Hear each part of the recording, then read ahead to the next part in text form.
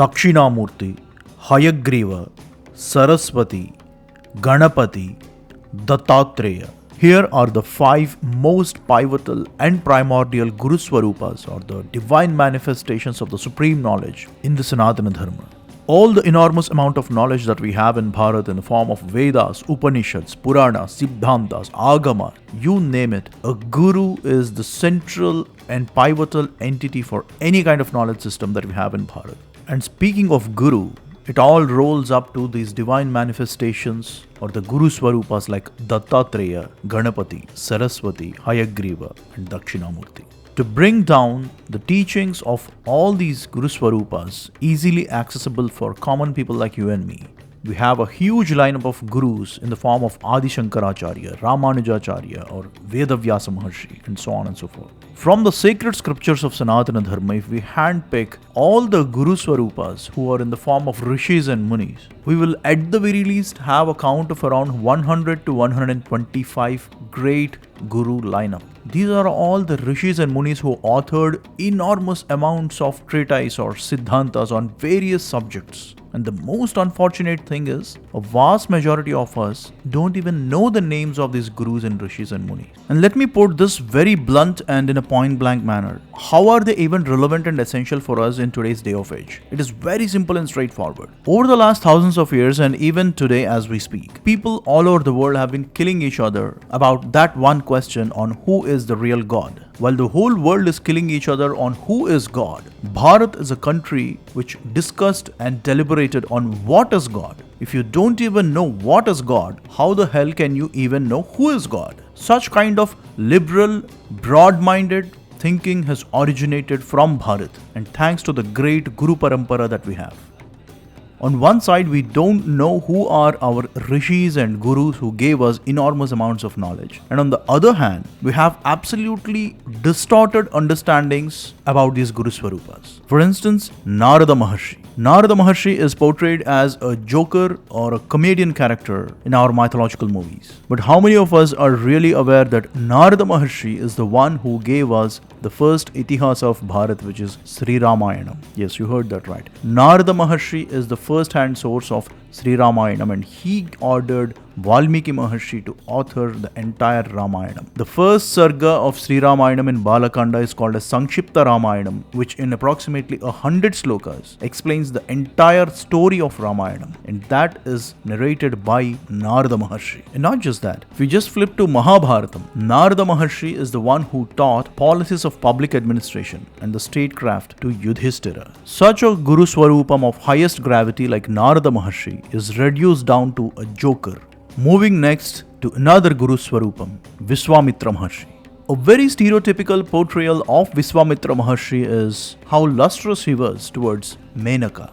Beyond this just one instance, if we look at the entire life of Vishwamitra Maharshi's life history is a classical case study for every student, because he continuously fails in achieving his goal, but his resolute was so strong that he holds on to his target and finally achieves what he has achieved in his entire life. Anyway, coming back to more practical aspects about Vishwamitra Maharshi, he is the author of Gayatri Mantram, which is the spinal cord for the entire Vedas. Vishwamitra Maharshi is also the guru of Parashurama, and what we know today as Kalaripayattu, founded by Parashurama. That's because Vishwamitra Maharshi taught Parashurama the warfare and the martial arts. So the lineage of Vishwamitra Maharshi is still standing amongst all of us in the form of Kalaripayattu or in the form of Gayatri Mahamantram. Yet, very unfortunately, a vast majority of us today are not aware of Vishwamitra Maharshi's real contributions. Moving next to Agastya Maharshi, the founder of Tamil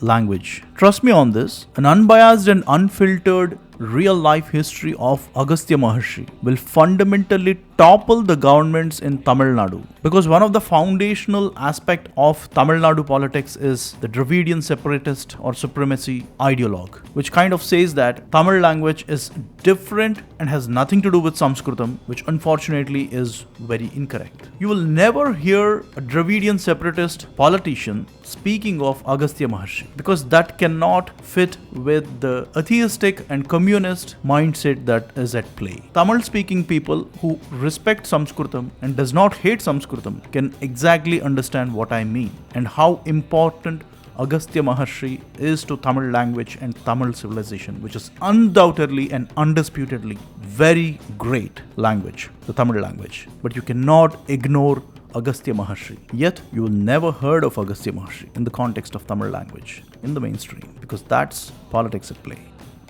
So, with an intention to bring forward all these great Guru Swarupas in the form of Rishis and Munis that we have, I wanted to make very short videos, which are like 3 to 5 minutes max, to bring forward all the great Rishis that we have and let us learn about the great personalities who gave us enormous amounts of knowledge. And for this, I'm launching a new playlist called as Rishi Vacuum, means the words of Rishis. So Rishi Vacuum is going to be a new playlist in the same Project SHIVOHAM channel. I think people are getting confused about a new channel. No, I never open a second channel. This is the only channel that I'm going to maintain for all the languages. That's Hindi, Telugu and English, and all the topics. So Buddhi is a playlist that I recently said, and we have been going forward with that. And this is another playlist, Rishi Vacuum, through which I will try to bring forward all the great Rishis that we have in brief to everyone. And I'm very glad to launch Rishi Vacuum on the Janmatidhi of Sri Vedavyasa Maharshi, on which we all celebrate